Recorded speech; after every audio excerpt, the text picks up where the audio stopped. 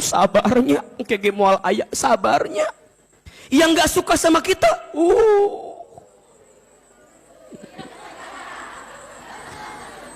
yang suka paling bilang sabar, yang gak suka nyukurin dengan apa yang kita timpa, betul? Wah, kamu mahnya wajar loba masalah, loba dosa, maneh mah jadi gitu. Eta bunda dikitukan kan makin jatuh merenan, betul nggak? Kecuali yang bicara mungkin di atas bunda. Kalau yang seimbang mah kadang-kadang suka genggerekeun ka urang. Ece aku teh mau cerita naon, meni asa riweuh itu masalah abi teh. Da maneh mah loba dosa, ece eta teh wajar, ece. Dikitukan bunda kan jadi tambah liurnya. Dosa naonnya orang teh asa loba gitu. Iya masalah belum selesai ditambah dengan dosa kita kan jadi ngerasa kita tuh jadi parah banget gitu. Makanya gini bunda, ini etikanya ya, ini etikanya. Kan bunda tahu kalau orang dikasih ujian tuh kan dua tujuannya. Satu, Allah sedang menghapuskan dosanya. Dua, Allah sedang meningkatkan derajatnya. Tapi ini berlaku begini kalimatnya. Kalau ke diri sendiri bilangnya aku lagi dikasih ujian. Allah sedang ingatkan saya karena saya banyak dosa. Tapi kalau ke orang lain, kalimatnya jangan begitu. Kamu lagi diangkat derajatnya sama Allah. Jangan kebalik. Ari ke diri sendiri, lagi diangkat derajat saya ini. Masalah. Lagi banyak masalah, abi teh lagi diangkat derajatnya. Ari ke orang lain, loba dosa maneh mah istighfar. Jangan kebalik. Kalau ke orang lagi diangkat derajatnya, kalau ke diri sendiri lagi diingetin karena dosanya. Betul? Maka nanti yang ketiga, ada orang biasa sibuknya membicarakan masalah. Ada yang keempat, orang besar sibuknya mengatasi masalah. Ada yang kelima, orang beriman naik derajat dengan masalah. Nah Ustadz, apa ya yang bisa menjadikan kita lebih tenang dari masalah kita? Salah satu caranya Allah memerintahkan satu ibadah, yang ibadah ini ya Allah memerintahkan kita ibadah, yang ibadah ini adalah inti sari dari ibadah. Namanya doa. Namanya apa? Jadi doa itu mukhul ibadah. Ad-du'a'u mukhul ibadah. Ad-du'a'u mukhul ibadah. Apa artinya Ustadz? Doa itu inti sari ibadah. Semua ibadah pasti isinya apa? Doa. Betul apa betul? Semua ibadah ternyata isinya apa? Doa. Sholat isinya apa? Doa. Baca Quran sebelumnya kita baca apa? Doa. Dalam puasa pasti ada doa. Betul? Dalam infak sodakoh pun ada doa. Dalam haji dan umroh pun ada doa. Maka doa itu adalah intisari ibadah. Berarti orang yang jarang berdoa, dalam tanda kutip, berarti dia jarang apa? Ibadah. Orang yang tidak melibatkan doa dalam hidupnya, berarti dia orang yang miskin ibadahnya, kurang ibadahnya. Maka seberapa penting doa itu? Jawabannya penting banget. Jawabannya lebih keras. Seberapa penting doa itu? Kenapa penting banget? Catat. Ada 4 alasan kenapa doa itu sangat penting. Yang pertama, doa itu ibadah yang paling mudah. Betul apa betul? Doa itu tak terikat waktu, tak terikat tempat, tak terikat keadaan. Dimanapun bisa doa. Maka orang yang berdoa berarti dia telah menunaikan ibadah. Dan doa adalah ibadah yang paling mudah. Yang kedua, doa itu adalah cara kita berkomunikasi dengan Allah. Bunda kalau mau komunikasi dengan Allah, bagaimana caranya? Doa. Maka orang yang sering doa adalah orang yang senantiasa berkomunikasi sama siapa? Allah. Dan ingat, komunikasi itu penting atau tidak?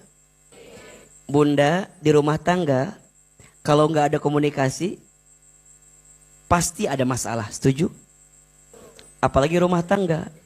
Karena ternyata rumah tangga itu 70%-nya ngobrol. 70%-nya komunikasi. Jadi kalau bunda di rumah tangga sudah nggak ketemu komunikasi sama pasangan, biasanya masalah semakin banyak. Artinya apa? Kalau sekarang bunda punya masalah di rumah tangga dan pasangan bunda masih mau diajak ngobrol, betul apa betul? Ayah kan? Ayah tuh suaminya, ayah kan? Ayah. Oh nggak ada. Nggak ada mah nggak usah tuh yang nyari yang itu. Jadi kalau sekarang bunda ya ada persoalan apapun, ingat, selama masih mau diajak ngobrol berarti masih menginginkan kebaikan. Betul apa betul? Sama, apapun itu. Bunda punya circle pertemanan, punya circle persahabatan. Selama mau ketemu, selama masih mau ngobrol, berarti masih ada kebaikan. Setuju? Bunda punya usaha, punya bisnis. Selama usaha bisnis itu, misal ada persoalan, tapi bunda masih mau diajak ngobrol dengan persoalan itu, maka insya Allah masih ada kebaikan. Betul apa betul? Maka kalau bunda masih mau berkomunikasi sama Allah, maka doa adalah jawabannya. Alasan yang ketiga, doa itu bisa merubah takdir. Tidak ada sesuatu yang lebih cepat daripada takdir yang Allah tentukan, kecuali di dalamnya ada doa yang kamu dahulukan. Maka ada yang bertanya, Ustadz, apakah takdir bisa dirubah dengan doa? Bisa. Tapi lihat, takdir mana dulu? Karena takdir ada dua. Satu ada takdir mubram, dua ada takdir mu'allaq. Takdir mubram, takdir yang ditentukan yang tidak melibatkan usaha manusia. Itu mubram. Contoh, bunda orang tuanya siapa nggak bisa milih. Tuh bisa milih.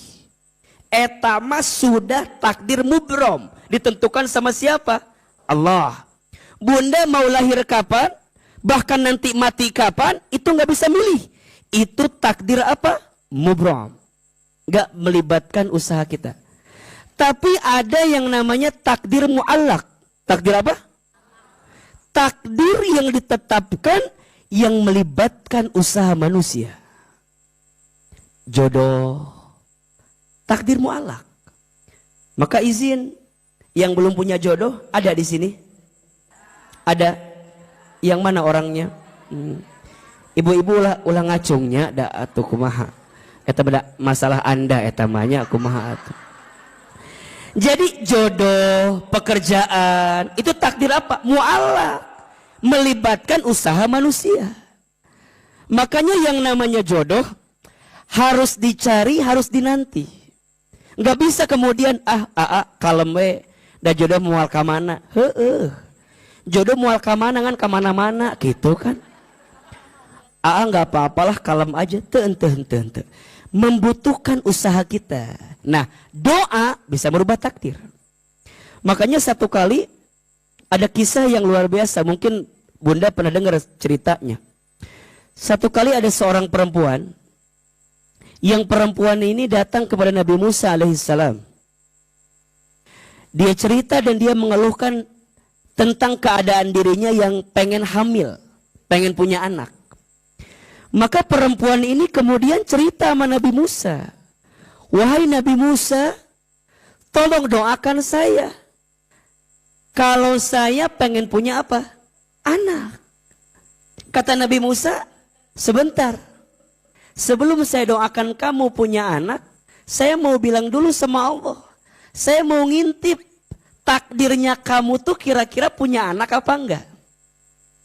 Maka singkat cerita, Nabi Musa bertemu dengan Allah, kemudian bicara sama Allah dan melihat catatan takdir perempuan ini. Ternyata pas dilihat catatan takdir perempuan ini ternyata tidak akan punya anak. Maka saat Nabi Musa ketemu lagi sama perempuan ini, bilang sama perempuan ini, wahai fulanah, bersabarlah dirimu, gitu jawabannya. Maksudnya wahai Nabi Musa, bersabarlah dirimu dengan ketentuan yang Allah berikan kepada dirimu. Nabi Musa nggak bilang kamu nggak akan punya anak, tapi kata Nabi Musa, bersabarlah kamu dengan ketentuan yang Allah pilihkan untuk dirimu. Masya Allah. Singkat cerita, beberapa tahun kemudian perempuan ini datang lagi. Datangnya nggak sendiri, tapi datangnya bersama anak yang usianya udah 4 tahun atau 3 tahun. Dijingjing atau dituntun ya. Anaknya dituntun. Maka anaknya dituntun, kemudian nemuin Nabi Musa. Maka perempuan ini bilang, wahai Nabi Musa, terima kasih. Kata Nabi Musa, terima kasih kenapa? Terima kasih dulu engkau telah mendoakanku agar aku punya anak. Dan alhamdulillah Nabi Musa, sekarang aku sudah punya anak. Nabi Musa kira-kira bingung atau tidak? Kenapa bingungnya? Karena dalam catatan takdir, perempuan ini nggak akan punya anak. Kata Nabi Musa, siapa ini anaknya? Kata perempuan ini, ya inilah anak yang dulu aku minta untuk dihadirkan. Berkat doamu, aku jadi punya anak. Kata Nabi Musa, jujur li ya. Jujur li. Memang jujur li itu ya. Sejujurnya. Jujur itu anak-anak besti-besti gitu ya. Jujur li ya, dulu tuh aku nggak doain kamu akan punya anak. Perempuan ini kaget. Kok bisa? Iya, karena aku mengintip catatan takdirmu, kamu gak akan punya anak. Jadi ini anak siapa? Jadi ini gimana bisa jadi punya anak? Kemudian Nabi Musa nanya, wahai fulana, apa yang kamu lakukan sehingga kamu bisa merubah catatan takdir yang Allah tentukan untukmu, sehingga engkau yang awalnya tercatat tidak akan punya anak, tapi ternyata engkau jadi punya. Maka fulana itu menjawab, wahai Nabi Musa, setelah aku pulang darimu, engkau bilang kepadaku bersabar dengan ketentuan Allah. Aku memahami, aku jangan pernah berhenti berdoa. Setiap malam aku doa, setiap malam aku doa. Aku minta sama Allah agar Allah berikan kepadaku seorang anak. Dan ternyata doa-doa yang aku panjatkan itu mungkin yang menjadikan catatan takdirku berubah. Yang awalnya gak akan punya anak jadi punya. Nabi Musa gak sampai situ, penasaran. Maka Nabi Musa ngadu sama Allah. Duhai Allah, kenapa engkau, kalau bahasa kita ya, kenapa engkau kan bilangnya dia gak akan punya anak. Saya malu, kata Nabi Musa. Kan gitu kalau curhat gitu tuh. Nabi Musa tuh kan di antara nabi yang kalimullah ya, bisa bicara dengan Allah gitu. Aku malu. Padahal dia tuh gak akan punya anak, tapi kenapa jadi punya anak? Aku malu. Apa kata Allah? Wahai Musa, sungguh doanya di setiap malam yang merubah catatan takdir yang aku tetapkan, aku berikan kepadanya karena doa yang dia panjatkan setiap malam. Maka mohon maaf Bunda, sekarang apapun yang sudah terjadi dengan Bunda, rubah dengan apa? Doa. Makanya izin, mohon maaf, jangan nanggung kalau punya keinginan. Karena kita punya apa? Doa. Maka doa bisa merubah takdir. Tidak ada satu hal yang paling terdepan melebihi takdir kita kecuali apa? Doa. Satu, doa itu adalah ibadah yang paling mudah. 2, doa itu adalah cara kita berkomunikasi sama Allah. 3, doa itu bisa merubah takdir. Dan yang keempat, doa itu senjata orang beriman. Ad-du'a'u silahul mu'min. Doa itu senjata orang beriman. Makanya mohon maaf bunda sayang, kalau kita mengedepankan kemampuan kita sebagai manusia, ada batasnya atau tidak? Ada. Makanya izin mohon maaf, kalau bunda udah ngerasa kok hidup ini tuh beratnya luar biasa. Udah gak ada pundak untuk aku bersandar. Udah gak ada telinga yang bisa mendengarkan curhatanku. Bagaimana caranya? Maka doa adalah jawabannya. Betul? Bunda disakiti sama orang, sakit gak? Di mana sakitnya? Di dia kan sakitnya kan. Bunda kalau orang nyakitin kita, boleh gak kita balas? Boleh gak? Kumaha sih jawaban teh? Kalau orang nyakitin kita, boleh nggak kita balas? Orang nyakitin kita, boleh kita balas? Jawabannya boleh. Boleh nggak? Asalkan balasannya harus sama dengan cara dia menyakiti kita. Dia nyakitin kita 1, kita balasnya 1, boleh atau tidak? Yang tidak boleh bunda membalas orang melebihi daripada apa yang dia berikan ke kita. Dan kecenderungan manusia kalau ngebalas sama atau lebih besar?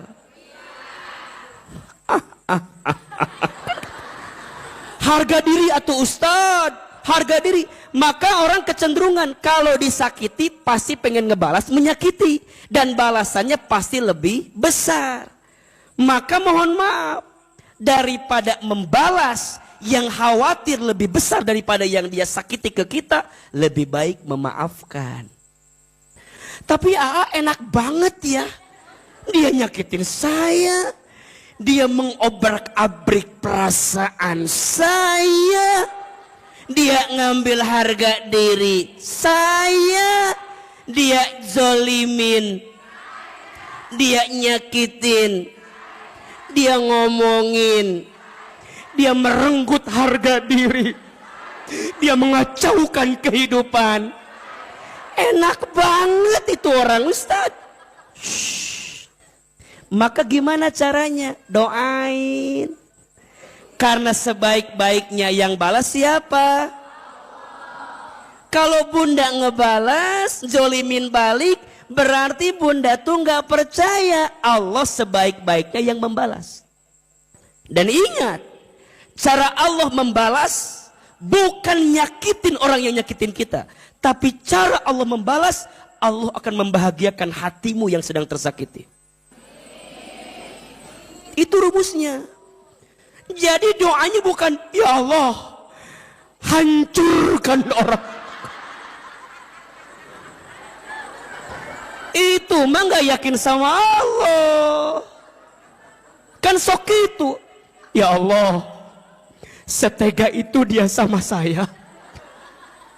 Tolong ya Allah, kalau dia pakai mobil tabrakan ya Allah. Bukan.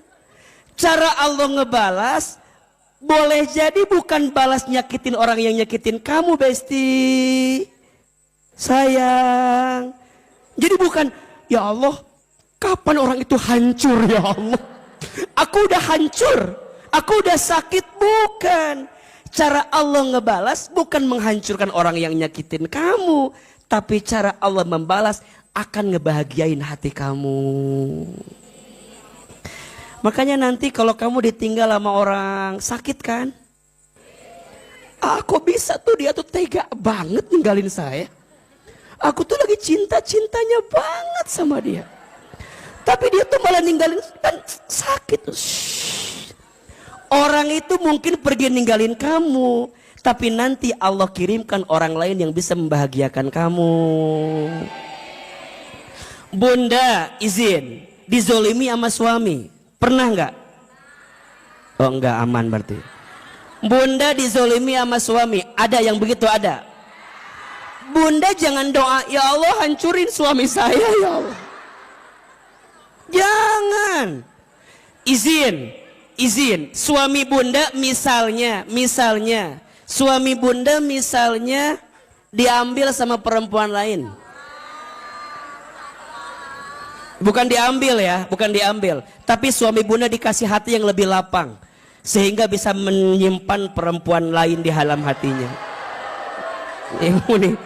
Ini ilmu bukan kode ya mah, biar kita ngerti ilmu nak gitu.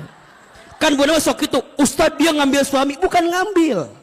Suamimu dikasih hati yang lapang sehingga masih ada space bagi perempuan lain. Itu pun kalau dia mau. Ya kalau enggak mah orang nuriu atau coba. Jadi kita dikasih lapang. Nih bunda jangan bilang, Ustadz, suami saya ambil, tapi hancurkan hidupnya. Aku percaya rezeki setiap istri beda-beda. Dia jadi orang karena aku istrinya.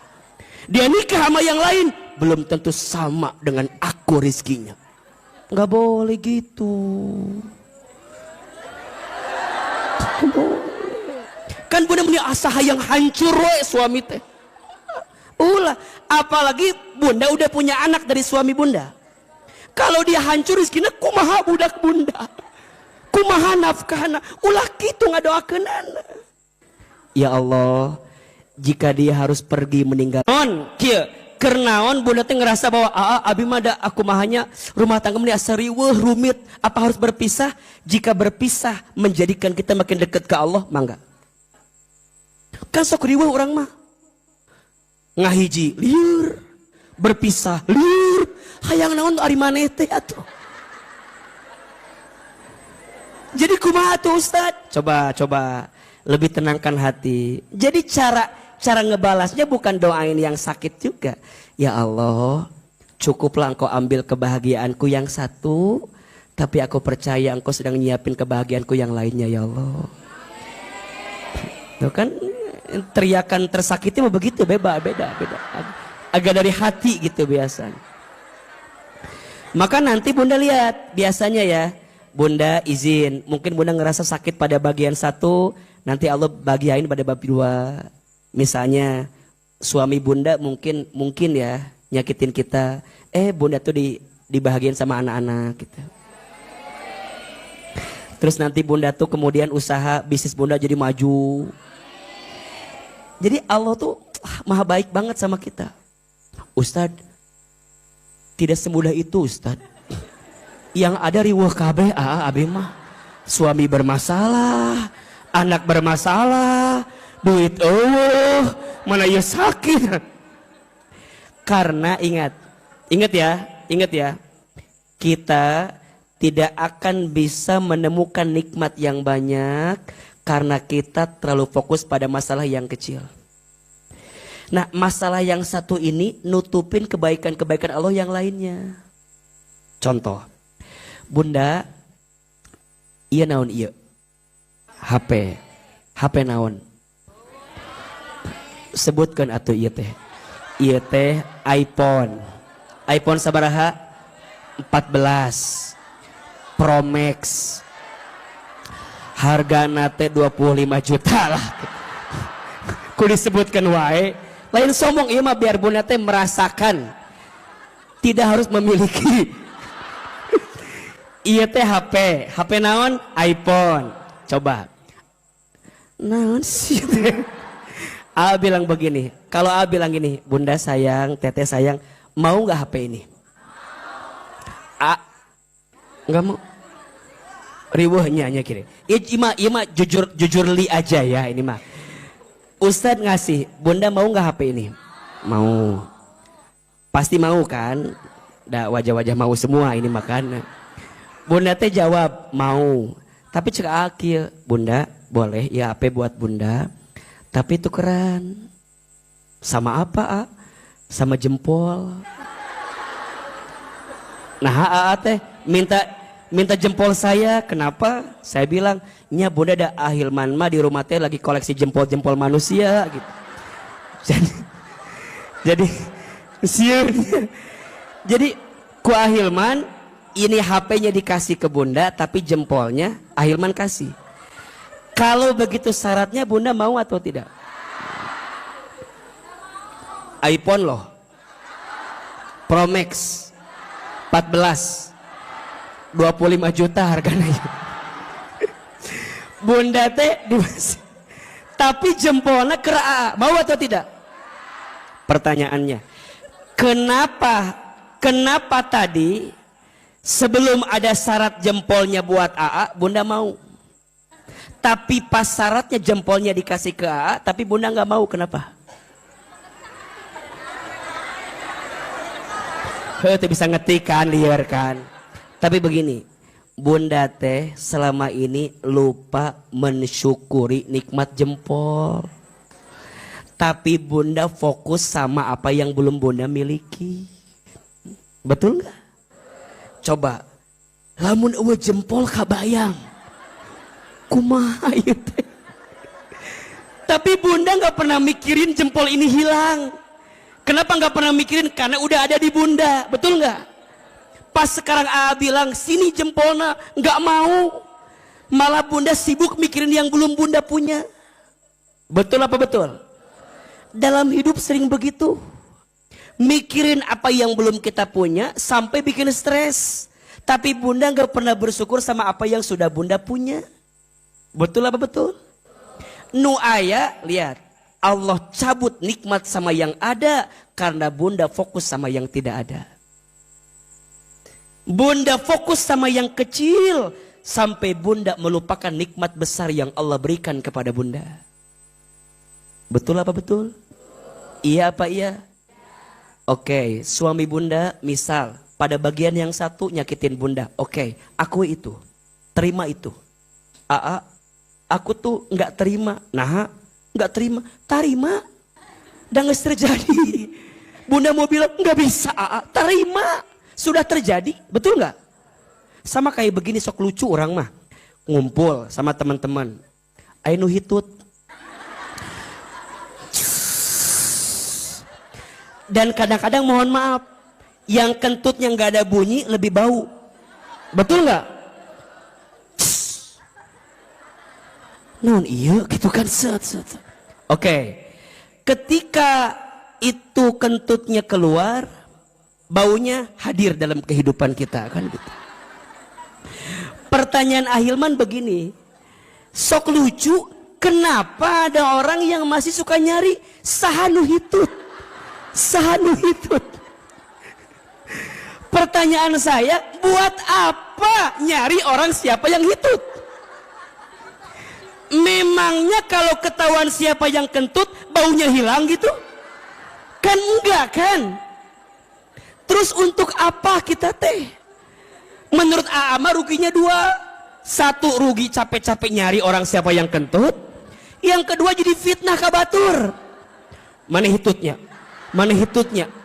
Kita teh lagi kumpul sama teman-temannya, lagi ngobrol, jadi kayak bad mood coba. Dituduh hitut nyeri hati kan. Lebih baik dituduh punya hutang daripada dituduh hitut nyeri hati. Tapi bunda sok itu, sanu hitut. Mana hitutnya? Mana lagi ngumpul jadi bad mood, orang mau dituduh hitut nyeri hati ngumpul dia tuh. Pertanyaan Ahilman, oke, misalnya jujur, saya hitut, misalnya, walaupun mual mungkinnya rasanya ya, saya hitut. Pertanyaannya, udah ketahuan yang kentut, saya hitut, memang baunya hilang? Sudah disedot? Diterima oleh kita? Buat apa? Terus kumaha tua? Udah terima, sudah terjadi. Bagusnya nanti mah kalau lagi kumpul ada yang hitut bau, set resapi.